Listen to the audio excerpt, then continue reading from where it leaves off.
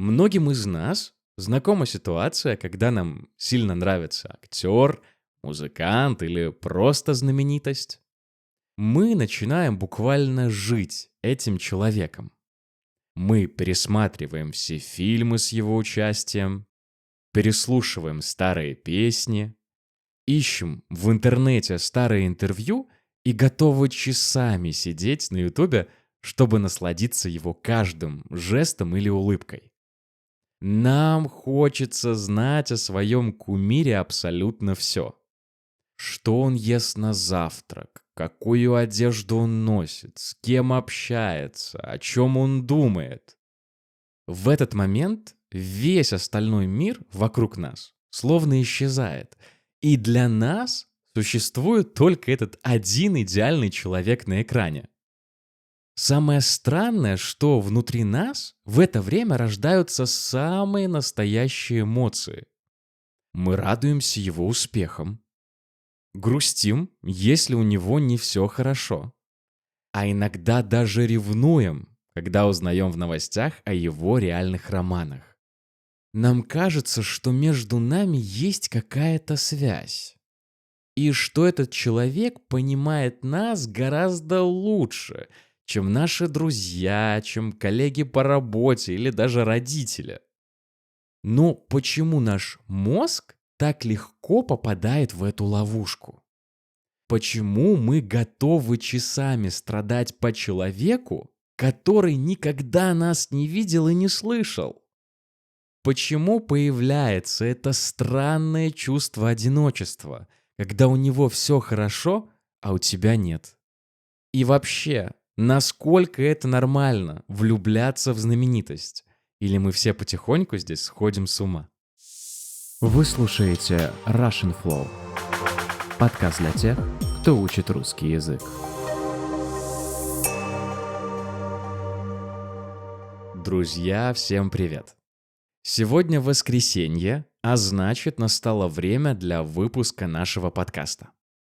И вначале я хочу поблагодарить всех, кто оставляет комментарии и выражает слова благодарности за мою работу.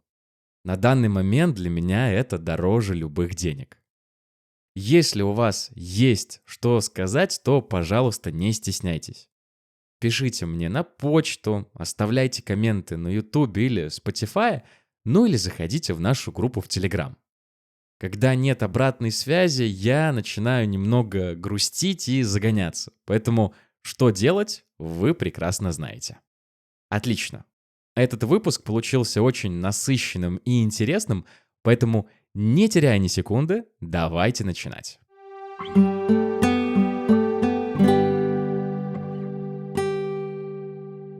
А начать я хочу с объяснения причины, почему я выбрал именно эту тему для сегодняшнего выпуска. Пару недель назад я наконец-то добрался до фильма ужасов под названием «Обсессия». Не волнуйтесь, никаких спойлеров не будет, тем более я уверен, что многие из вас его уже посмотрели, потому что он очень популярный сейчас. Но я его посмотрел вот буквально совсем недавно. И знаете, мне он очень-очень понравился. Я в целом обожаю умные хорроры от режиссеров типа Ари Астера, Роберта Эггерса или Джордана Пила. И мне в основном не нравятся классические хорроры, где нас пытаются запугать как маленьких детей. Но вот современные ужастики от молодых режиссеров я обожаю, я уважаю и очень люблю. Ладно, какое это отношение имеет к нашему выпуску? Дело в том, что актриса, которая сыграла главную роль в этом фильме «Обсессия», произвела на меня большущее впечатление. Я не могу сказать, что я в нее прям влюбился, но да, следить за ее творчеством теперь я буду очень внимательно. И я подумал, вот черт, а ведь многие из нас, невзирая на возраст, хоть раз в своей жизни испытывали что-то похожее, правда? Вот вспомните свое детство или время, когда вам было лет, 15, 16. Ведь, наверное, у каждого из нас на стене в комнате висел постер с любимым рок-музыкантом, рэпером или актером. Мы старались копировать их прически, их стиль или даже поведение. Мы знали наизусть каждую строчку их песен и видели, кажется, их самые неизвестные фильмы. Для нас было реально важно быть похожими на них, потому что они были нашими кумирами. А иногда ведь это был не просто интерес к фильмам или песням, а самое что ни на есть любовь. Бывало же ведь и так, что ты смотришь на экран, и внутри у тебя начинают летать бабочки в животе. А когда этот актер или актриса просто появляется в кадре, то сердце начинает стучать как бешеное. И в этот момент тебе абсолютно все равно, что вас разделяет экран телевизора и тысячи километров. И знаете, оказывается, психологи уже давным-давно об этом подумали и даже дали этому чувству, этому феномену название. Парасоциальные отношения. Простыми словами, это как раз-таки то, что я только что описал. Это когда мы влюбляемся или дружим не с реальным человеком, а с картинкой на экране. Но почему наш мозг так легко обмануть? Почему он не видит этой разницы между реальным миром и миром виртуальным? Что с нами не так? Или все так? Давайте разбираться.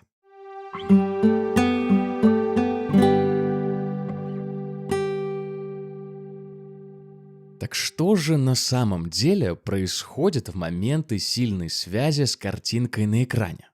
Почему наш мозг верит в то, что это правда?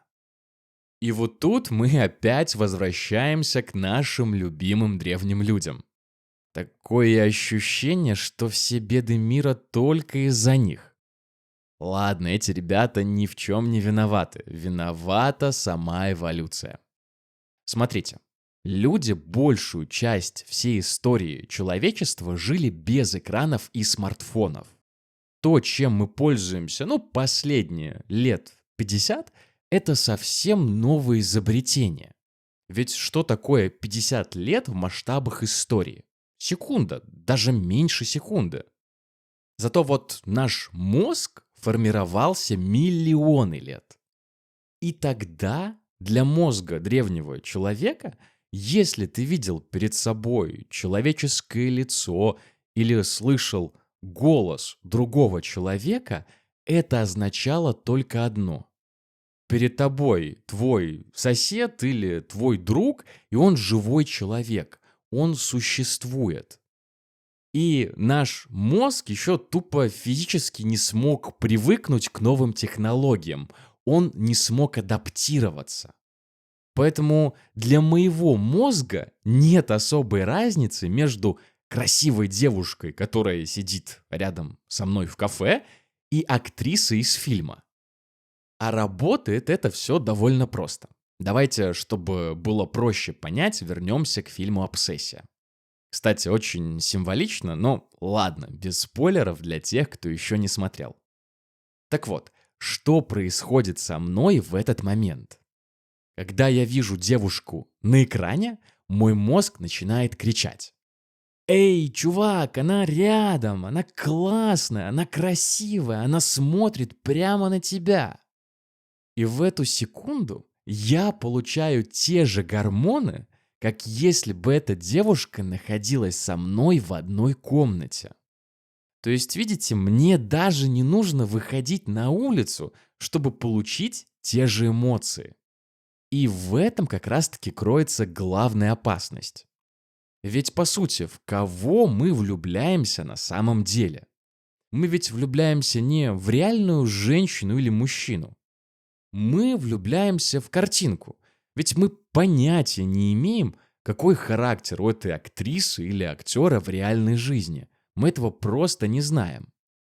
Мы видим только идеальный образ, который для нас уже создали режиссеры и сценаристы. И при этом наш мозг сам добавляет этому человеку те качества, которые мы хотим видеть в других людях. Вроде доброты, понимания, интеллекта и далее по списку. И для нас это абсолютно безопасная, я бы даже сказал, стерильная любовь. Потому что эта картинка из фильма никогда не сделает тебе больно. Это такой идеальный партнер, которого мы создали у себя в голове, но которого на самом деле не существует. И вот здесь у меня появляется вопрос. А почему нам вообще нужно сотворять себе этих кумиров? Откуда у нас появилось это желание искать идеальных героев на экране? И правда ли, что люди занимались этим и до появления кино или музыки? Ну вот сейчас и узнаем.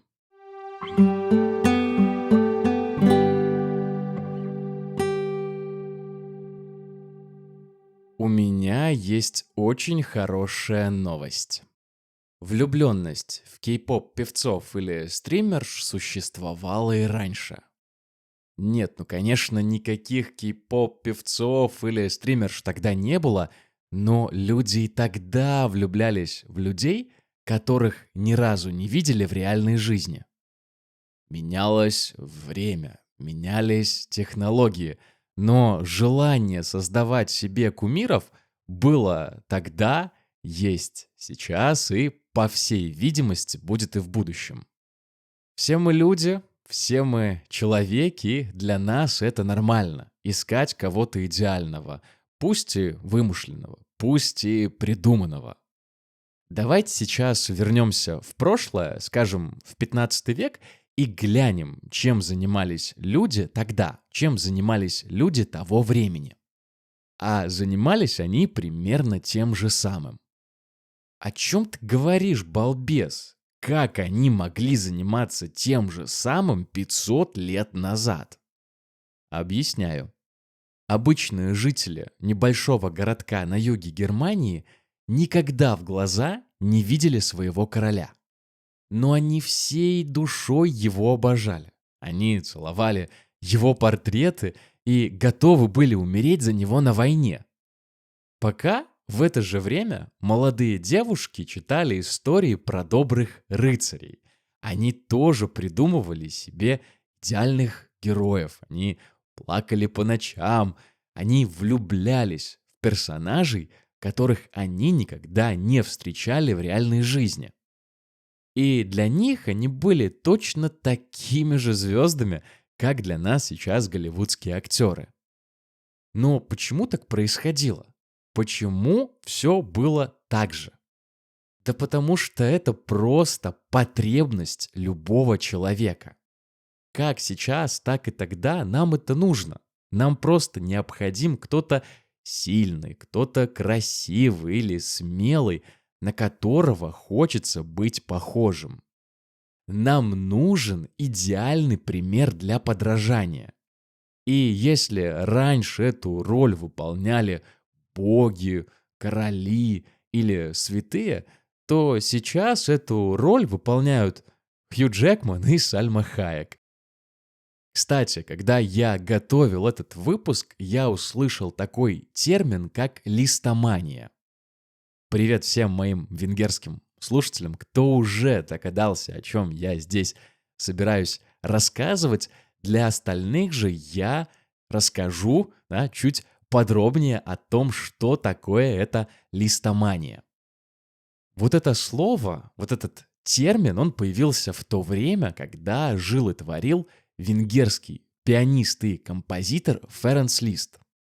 И когда он выходил на сцену, когда он выходил к публике, то женщины просто буквально сходили с ума. К сожалению, рассказывать обо всех безумствах у меня просто нет времени, да, наверное, это и не нужно. Но из того, что меня особенно поразило, это то, что некоторые дамы находили способ воровать его чашки с недопитым кофе и использовали этот кофе как духи. Вот тебе и Ференц Лист, а вы говорите Битлз. И получается что? Да получается, что за последние тысячи лет в нашей психологии не изменилось вообще ничего. Изменилась только форма. Мы больше не вешаем на стенах портреты монархов. Мы просто открываем Netflix, включаем сериал с любимым актером и точно так же, как наши предки, обожаем кого-то на расстоянии. Но вот хорошо для нас это или плохо? Помогает ли это нам жить или наоборот, медленно и постепенно разрушает нашу реальность? Мой ответ, скорее всего, вас удивит, поэтому оставайтесь со мной до конца.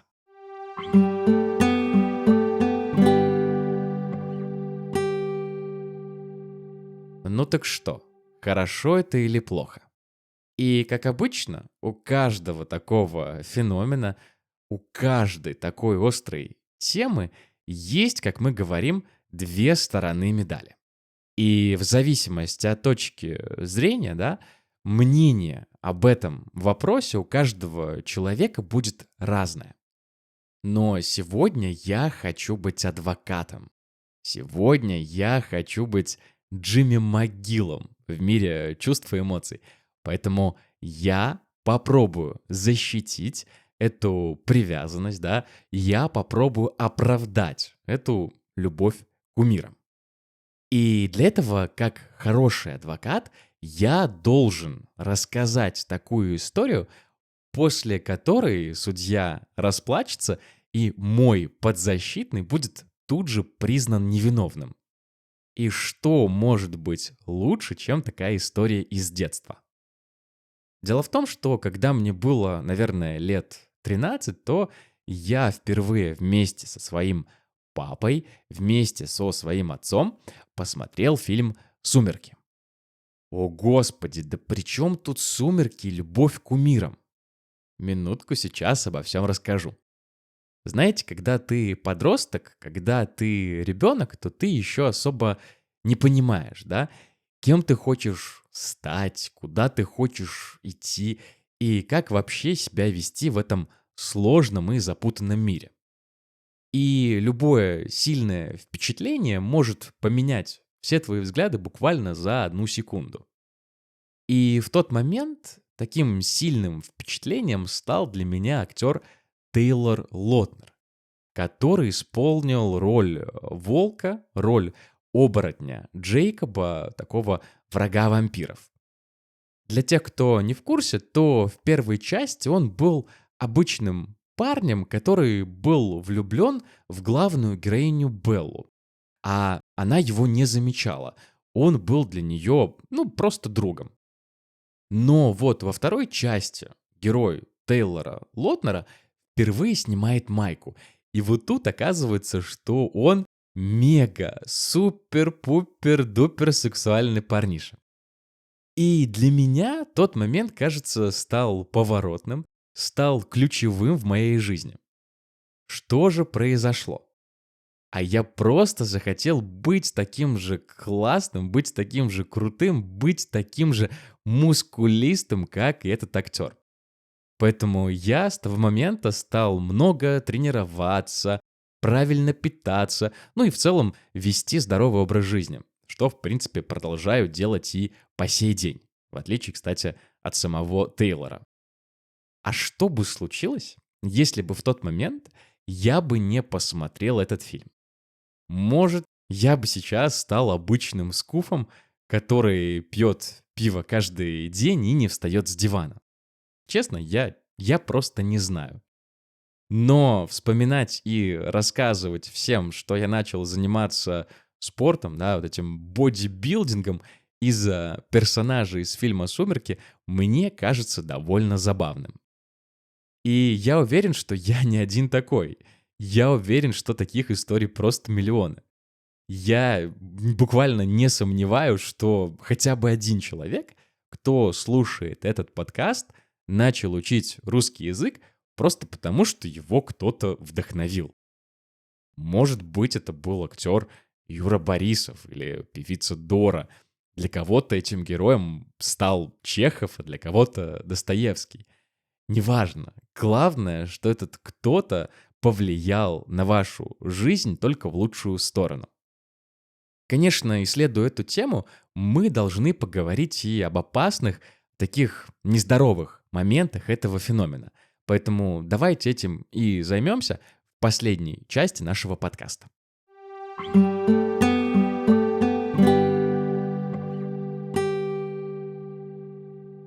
И знаете, наверное, самый главный и очевидный минус здесь состоит в том, что мы начинаем верить.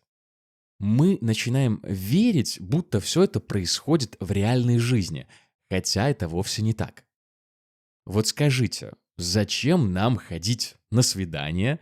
Зачем нам тратить деньги? Зачем нам тратить нервы и время на других людей, если можно просто включить видос с твоим любимчиком, с твоим крашем и классно провести время? Вот это и есть главная ловушка такого поведения. Реальная жизнь как бы отходит на второй план и становится неинтересной. Картинки на экране заменяют нам настоящие отношения с другими людьми. А что еще хуже, они как будто деформируют, они изменяют наше представление о реальном, о живом. Именно поэтому мужчины годами ищут свою Скарлетт Йоханссон в костюме из латекса, а женщины ждут своего Роберта Паттинсона, который говорит цитатами из ромкомов, цитатами из романтических фильмов. Но, сюрприз-сюрприз, таких людей в природе не существует. Это лишь персонажи на экране. И вот в конечном счете человек, глядя на эти картинки, остается в тотальном одиночестве, обнимая по ночам экран своего смартфона. Моя же позиция в том, что мы должны установить для себя четкое правило. Настоящая жизнь будет всегда лучше жизни на экране. Что бы с нами ни происходило, в каких бы дерьмовых ситуациях мы бы с вами не оказывались, важно об этом помнить и не забывать. Да, мы можем влюбляться, мы можем восхищаться героями наших снов, и в этом нет ничего страшного или плохого, это нормально, мы так устроены. Но секрет счастливой жизни состоит в том, чтобы мы всегда помнили, это всего лишь сны, это всего лишь наши мечты и фантазии. Главное же происходит вокруг нас, рядом с нами, внутри нас. Ребят, спасибо, что дослушали этот выпуск до конца. Надеюсь, что он не получился слишком сложным и утомительным, но если вы все-таки что-то не поняли, то транскрипции всегда доступны на моем сайте и в телеграм-канале. Я желаю вам всем хорошей, продуктивной недели, а сам иду пересматривать вторую часть «Сумерек». Всем пока, скоро услышимся.